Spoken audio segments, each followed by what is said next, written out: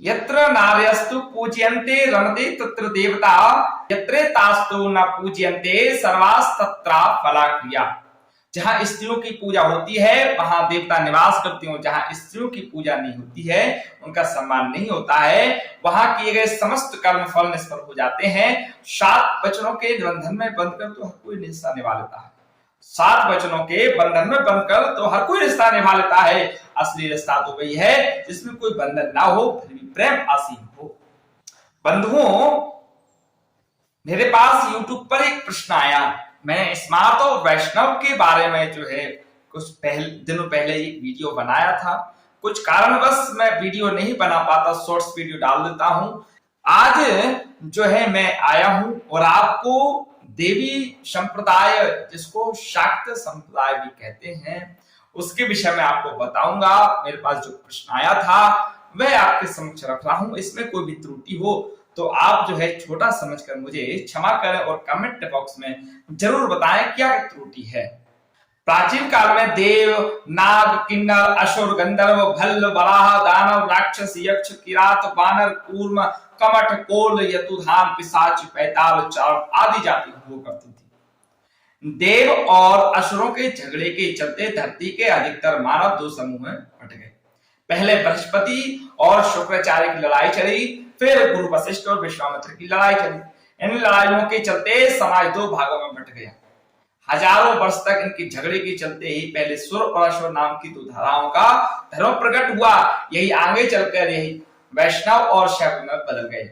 लेकिन इस बीच में वे भी लोग जो वेदों के एकेश्वरवाद को मानते थे और ब्रह्मा और उनके पुत्रों की ओर थे। इसके अलावा अनिश्वरवादी भी थे। कालांतर में वैदिक और चार्वाकवादियों की धारा भी भिन्न भिन्न नाम और रूप धारण करती रही। शैव और वैष्णव दोनों संप्रदायों के झगड़े के चलते शाक्त धर्म की उत्पत्ति हुई, जिसने दोनों ही संप्रदायों में समन्वय का काम किया। इसके पहले अत्रि पुत्र दत्तात्रेय ने तीनों धर्मों ब्रह्मा, विष्णु और शिव के धर्म के समन्वय का कार्य भी किया। बाद में पुराणों और स्मृतियों के आधार पर जीवन यापन करने वाले लोगों का संप्रदाय बना दिया, जिसे स्मार्त संप्रदाय कहते हैं।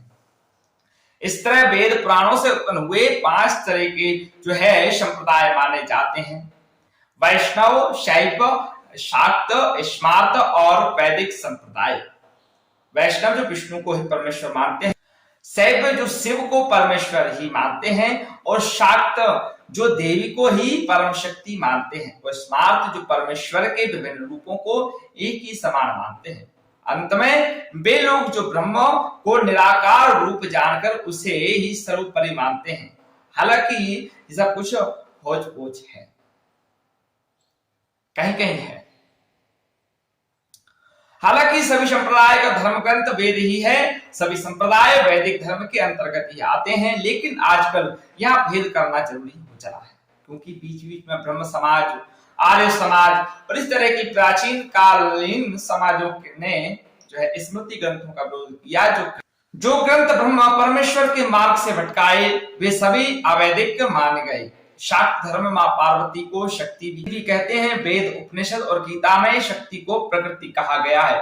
प्रकृति कहने से अर्थ वह प्रकृति नहीं हो जाती, हर मां प्रकृति है। जहां भी सृजन की शक्ति है वहां प्रकृति ही मानी गई है, इसलिए मां को प्रकृति कहा गया है। प्रकृति में ही जन्म लेने की शक्ति है। शाक्त संप्रदाय को शैव संप्रदाय के अंतर्गत मानता है और शाक्तों का मानना है कि दुनिया की सर्वोच्च शक्ति स्त्रीण है, इसलिए वे देवी दुर्गा को ही ईश्वर रूप में पूजते हैं। सिंधु घाटी की सभ्यता में भी माता देवी की पूजा के प्रमाण मिलते हैं। शाक्त संप्रदाय प्राचीन संप्रदाय है। गुप्त काल में यह उत्तर पूर्वी भारत, कंबोडिया, जावा, बोर्नियो और मालाया प्रायः द्वीपों के देशों में लोकप्रिय था और बौद्ध धर्म के प्रचलन के बाद इसका प्रभाव कम हुआ। मां पार्वती का मूल नाम सती है। ये सती शब्द बिगड़कर शक्ति हो गया। पुराणों के अनुसार सती के पिता का नाम दक्ष प्रजापति और माता का नाम मेनका है। पति का नाम शिव और पुत्र कार्तिकेय तथा गणेश। यज्ञ में स्वाहा होने के बाद सती ने ही पार्वती के रूप में हिमालय के यहाँ जन्म लिया था। इन्हें हिमालय की पुत्री अर्थात उमा हेमवती भी कहा जाता है। दुर्गा ने महिषासुर, शंभु, निशंभ आदि राक्षसों का वध करके जनता को कुतंत्र से मुक्त कराया था। उनकी यह पवित्र गाथा मार्कंडेय पुराण में मिलती है। उन्होंने विष्णु के साथ मिलकर मधु और केटव का भी वध किया था। भैरव, गणेश और हनुमान अक्सर जिक्र होता है कि मां दुर्गा के साथ भगवान भैरव, गणेश और हनुमान जी हमेशा रहते हैं। प्राचीन दुर्गा मंदिरों में आपको भैरव और हनुमान जी की मूर्तियां अवश्य मिली। दरअसल भगवान भैरव दुर्गा की सेना के सेनापति माने जाते हैं। उनके साथ हनुमान जी का होना इस बात का प्रमाण है कि राम के काल में ही पार्वती के सिद्ध थे। प्रमुख पर्व नवदुर्गा मार्कंड पुराण में परम गोपनीय साधन, कल्याणकारी देवी कवच एवं परम पवित्र उपाय संपूर्ण प्राणी की रक्षार्थ बताया गया है।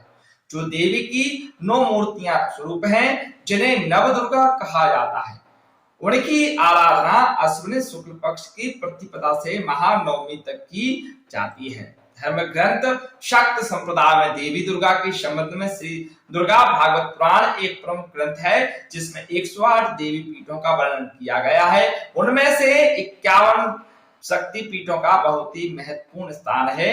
इसी में दुर्गा सप्तशती भी है। शाक्त धर्म का उद्देश्य, सभी का उद्देश्य मोक्ष है, फिर भी शक्ति का संचय करो, शक्ति की उपासना करो। शक्ति ही जीवन है, शक्ति ही धर्म है, शक्ति ही सत्य है, शक्ति ही सर्वत्र व्याप्त है और शक्ति की हम सभी को आवश्यकता है।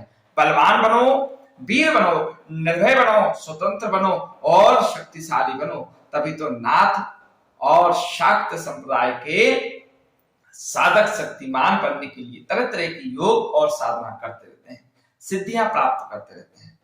अगर आपको शाक्त संप्रदाय के बारे में और अधिक जानना है तो हमारे इस वीडियो को लाइक करें, हमारे चैनल को सब्सक्राइब कर लें और अगर अच्छा लगा हो, जानकारी आपको अच्छी लगी हो तो हमारे वीडियो को शेयर जरूर करें।